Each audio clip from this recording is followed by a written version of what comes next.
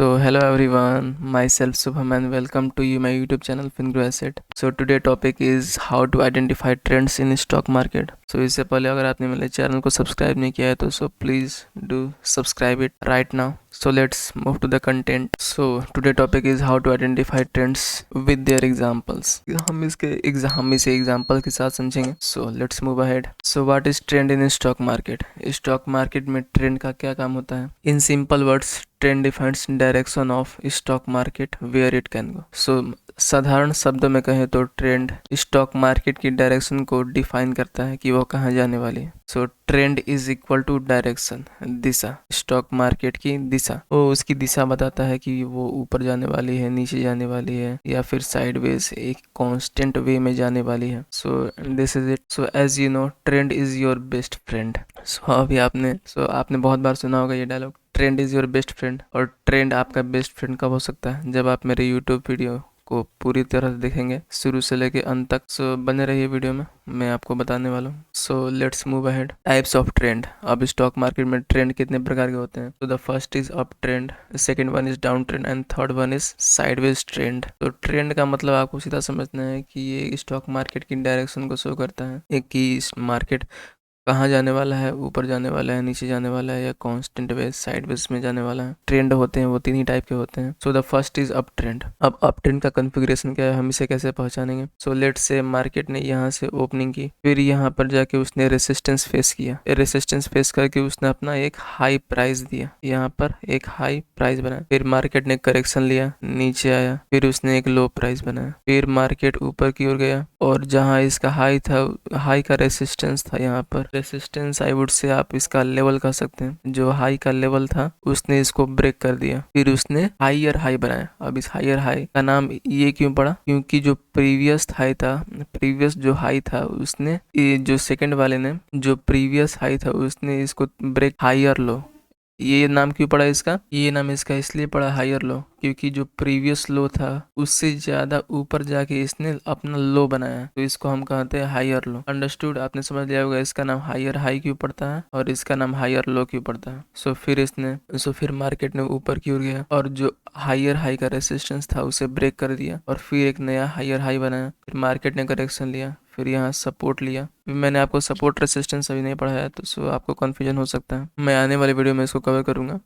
फिर इसने यहाँ सपोर्ट लिया, फिर सपोर्ट लेके उसने फिर मार्केट के ऊपर लग गया और जो प्रीवियस हायर हाई था उसके रेसिस्टेंस को ब्रेक कर दिया. फिर यहाँ मार्केट ने एक रेसिस्टेंस लिया, फिर मार्केट ने करेक्शन लेके फिर नीचे गया, फिर नया हायर लो बनाया, फिर मार्केट ऊपर गया और प्रीवियस हायर हाई के रेसिस्टेंस को ब्रेक किया. आपको यहाँ कॉन्फ़िगरेशन इसका दिख रहा होगा, बहुत ही सिंपल सा कॉन्फ़िगरेशन है. पहले मार्केट ओपन हुआ, फिर उसने हाई बनाया और एक लो बनाया, सिंपल सा. फिर जब मार्केट ने जो हाई था उसके रेसिस्टेंस को ब्रेक किया तो उसने नया हायर हाई बनाया. ब्रेक करना चाहिए रेसिस्टेंस, अगर मान लीजिए यहाँ से शुरू होके और यहीं से नीचे घूम जाता तो इसको हम अप ट्रेंड नहीं बोलेंगे. इसके रेसिस्टेंस को ब्रेक करना चाहिए, फिर ऊपर जाना चाहिए, फिर करेक्शन लिया, फिर हायर लो बनाया, फिर higher high, higher low, higher high, higher low, higher high. As simple as that. अब यहाँ डिमांड ज़्यादा है और सप्लाई कम. अब इसका क्या मतलब हुआ? जैसे मान लीजिए आप कोई सब्जी मार्केट में गए और आपको मान लीजिए आप जाड़े का मौसम है और आपको गाजर का हलवा खाना है और आपने देखा मार्केट में गाजर का सप्लाई यानी गाजर की जो क्वांटिटी है वो बहुत कम है, तो वहाँ क्या होगा, वहाँ डिमांड बढ़ जाएगा, यानी उसको गाजर को खरीदने वाले लोगों की संख्या ऑटोमेटिकली बढ़ जाएगी. यानी डिमांड बढ़ना इज इक्वल टू बायर्स का बढ़ना. डिमांड बढ़ना इज इक्वल टू बायर्स का बढ़ना, यानी मार्केट में बाई करने वालों की संख्या बढ़ जाएगी और बाई करने वाली संख्या बढ़ेगी यानी मार्केट को वो ऊपर की ओर ले जाएंगे, जो कि अप ट्रेंड में होता है. वो मार्केट को अप ट्रेंड में ले जाएंगे, यानी डिमांड का बढ़ना इज इक्वल टू बायर्स का बढ़ना. अगर वहीं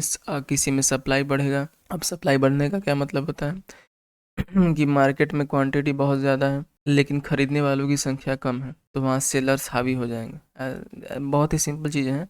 डिमांड, आपको यही याद रखना है, demand is equal to buyers. Demand बढ़ेगा यानी बायर्स की संख्या बढ़ेंगी तो मार्केट ऑटोमेटिकली अप ट्रेंड में जाएगा. आइए इसे हम एक एग्जांपल से समझते हैं. This is basic example. आप देख सकते हैं मार्केट यहाँ से ओपन हुआ, फिर यहाँ एक हाई बनाया, फिर लो बनाया, फिर हायर हाई बनाया, हायर लो बनाया, फिर यहाँ हायर हाई बनाया. सो ये एक एग्जांपल है, ये चार्ट है आपका रिलायंस इंडस्ट्री का 5 मिनट का। हम देख सकते हैं मार्केट यहाँ से open, then high low, higher high, higher low, higher high. हम और भी एग्जांपल्स देख सकते हैं, यहाँ भी देख सकते हैं मार्केट ओपन हुआ high low, higher high, low, higher low और देन हायर हाई। तो एक बहुत ही बेसिक सा कॉन्फ़िगरेशन होता है कि मार्केट में हायर हाई और हायर लो बनना चाहिए, तभी वो अप ट्रेंड कहलाता है, तभी हम उसे आइडेंटिफाई कर सकते हैं as a up trend, as simple as that. So the next one is down trend. अब इसका क्या कॉन्फ़िगरेशन होता है? डाउन ट्रेंड का मतलब एक बार नीचे की ओर, नीचे की दिशा में। Trend is equal to direction, down यानी नीचे, नीचे की दिशा। सो लेट्स से मार्केट यहाँ से ओपन हुआ, फिर नीचे गया, इसने एक लो बनाया। हाई मतलब ऊंचा, लो मतलब नीचा, ऐसे आपको कंसिडर करना है। फिर लो बनाया, फिर हाई बनाया और फिर नीचे जाके लोअर लो बनाया। अब इसका नाम लोअर लो क्यों पड़ा? मारे जहाँ पे लो ने यहाँ सपोर्ट लिया था, उसके सपोर्ट को फिर लोअर लो ने ब्रीच कर दिया। लोअर लो ने ब्रेक करके एक नया लोअर लो बनाया, यानी इस लो से भी नीचा लो बनाया, जो कि आप डाउन ट्रेंड में देख सकते हैं। फिर मार्केट ऊपर गया, अभी यहाँ इसका नाम पड़ा लोअर हाई। लोअर हाई क्यों पड़ा? जो प्रीवियस हाई था उससे ये लो बना है, उससे ये नीचे जाके बना है, इसीलिए इसका नाम लोअर हाई पड़ा। फिर मार्केट ने लोअर लो के सपोर्ट को ब्रेक किया, फिर एक नया लोअर लो बनाया, फिर नया लोअर हाई बनाया, नेक्स्ट लोअर लो बनाया, फिर लोअर हाई बनाया, फिर लोअर लो।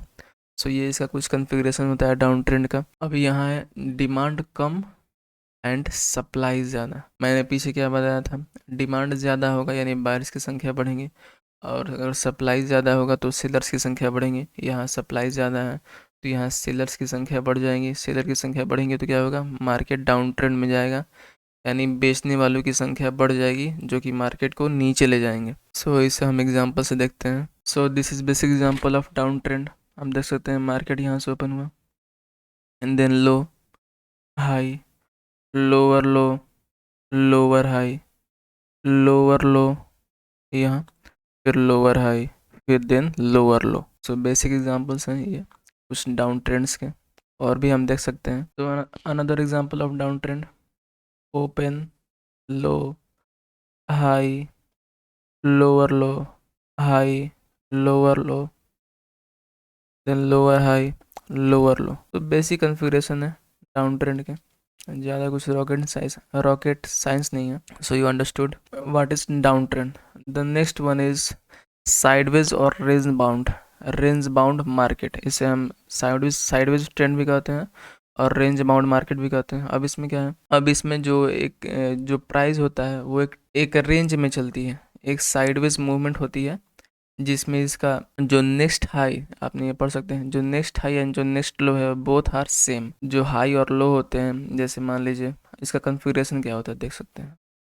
मार्केट यहाँ से ओपन हुआ, फिर यहाँ लो, हाई, देन फिर लो, high, low, high, low, high, यानी एक रेंज में चल रहा है, एक साइडवेज मूवमेंट हो रही है इसमें। ना ही इसमें लोअर लो बन रहा है, ना ही lower high, high higher low, इसमें कुछ नहीं बन रहा। इसमें जो आपका नेक्स्ट हाई या फिर जो next low, high, low, high, low, high वो सेम है। ये इसका मतलब क्या हुआ? यानी this is demand is equal to supply. यहाँ डिमांड और सप्लाई दोनों बराबर हैं। अब कैसे बराबर है? अब आप देख सकते हैं, ना ही इसमें बायर्स की संख्या बढ़ रही है, ना ही इसमें सेलर्स की संख्या बढ़ रही है, ना ही इसमें डिमांड ज़्यादा है, ना ही इसमें सप्लाई ज़्यादा है। डिमांड ज़्यादा रहेगा तो क्या होगा? मार्केट ऊपर जाएगा। सप्लाई ज़्यादा रहेगा तो क्या होगा? मार्केट नीचे जाएगा। तो आपने देखा होगा अप ट्रेंड और डाउन ट्रेंड में। अप ट्रेंड में क्या था? डिमांड बढ़ रहा था तो मार्केट ऊपर, डाउन ट्रेंड में सप्लाई बढ़ रहा था यानी मार्केट नीचे। लेकिन साइडवेज के साथ साथ ऐसा नहीं होता है, ये एक रेंज में चलती है। ये साइडवेज मूवमेंट, इसको हम कंसोलिडेशन भी कहते हैं, कि वो एक ही रेंज में कंसोलिडेट करती है यानी घूमती रहती है, वो अपने रेंज से बाहर नहीं जा पाती है। So this is the configuration of sideways. आइए हम इसका भी एग्जांपल देख लेते हैं। So this is the example of sideways. आप देख सकते हैं, मैं यहाँ एक लाइन ड्रॉ कर दे रहा हूँ एंड देन नेक्स्ट वन। देख सकते हैं मार्केट यहाँ ओपन हुआ, high, low, high, low, high, low, high, low, high, यानी मार्केट इतना ही रेंज में मार्केट इतना ही रेंज में घूमता रह गया, जिसे हम कहेंगे sideways market, range bound market, consolidation etcetera, बहुत सारे नाम होते हैं इसके। यानी मार्केट एक ही रेंज में high low high low high low high low high, एक ही रेंज में बनाता रह गया, जिसे हम बोलते हैं साइडवेज। और भी एग्जांपल्स देख लेते हैं। So there it is another example of sideways market. मैं एक लाइन ड्रॉ कर दे रहा हूँ। सो यार मैं ये सब लाइव एग्जांपल दिखा रहा हूँ। मैं ये कोई पहले से प्री डिसाइड नहीं किया था, मुझे यही चार्ट दिखानी है। भले ही आपको वीडियो में नहीं दिखा, लेकिन मैं बहुत सारे चार्ट सर्च करता हूँ, जो मुझे परफेक्ट लगती है दिखाने लायक, मैं वही दिखाता हूँ। आप देख सकते हैं जैसे मार्केट ने यहाँ से ओपन हुआ, then low high low high low high low, यानी एक रेंज में ही चलती है साइडवेज मार्केट। इस रेंज से बाहर नहीं जा पाती, जिसे हम कहते हैं sideways market, consolidation and range bound market. तो यार दिस इज इट। तो मैं कंक्लूड कर दे रहा हूँ तो ऑल टॉपिक्स को जो हमने आज पढ़े। तो हमने पढ़ा what is trend in stock market. Trend क्या होता है? तो trend is equal to direction, ये मार्केट की डायरेक्शन को शो करता है। हमने टाइप्स देखे ट्रेंड के। पहला देखा अप ट्रेंड। इसमें क्या था? इसमें आपका बनना चाहिए higher high and higher low बनना चाहिए, और डिमांड ज़्यादा होना चाहिए और सप्लाई कम होनी चाहिए। डाउन ट्रेंड, इसका कॉन्फ़िगरेशन क्या है? तो इसमें बनना चाहिए आपका lower low and lower high, और डिमांड कम होना चाहिए एंड सप्लाई ज़्यादा होना चाहिए।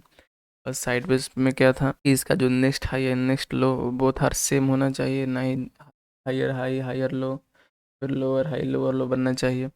और इसमें demand is equal to supply होना चाहिए, ना ही बायर्स की संख्या ज़्यादा होनी चाहिए, ना ही सेलर्स की संख्या, जो एक रेंज बाउंड मार्केट को दर्शाती है, या उसको हम कंसोलिडेशन भी बोलते हैं अधिकतर बार। या this is it. Thanks for watching. अगर आपको ये वीडियो पसंद आई होगी तो आप इसे लाइक करें, अपने फ्रेंड्स सर्कल में इसको शेयर करें, नए हो तो सब्सक्राइब करें।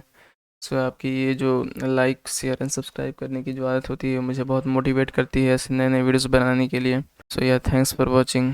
जय हिंद, जय भारत।